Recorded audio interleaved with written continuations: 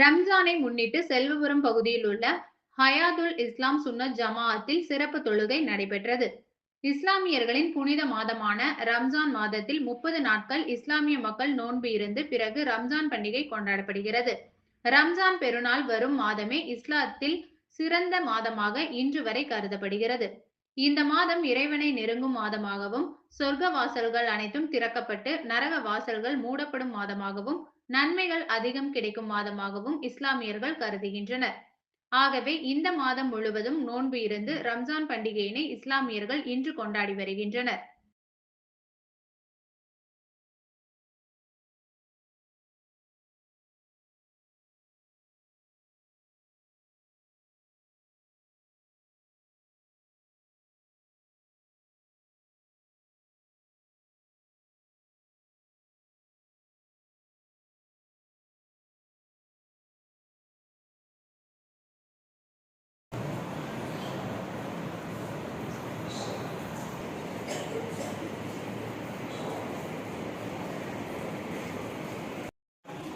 அப்படியே வீடியோ எடுத்துக்கிறேன். அப்படி ஒரு நிமிஷம்.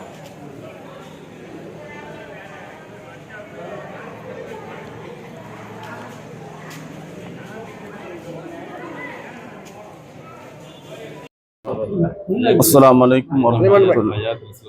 ஹயாத்துல் இஸ்லாம் சுன்னத் ஜமாஅத்தினுடைய துணை இமாம் பேசுகிறேன்.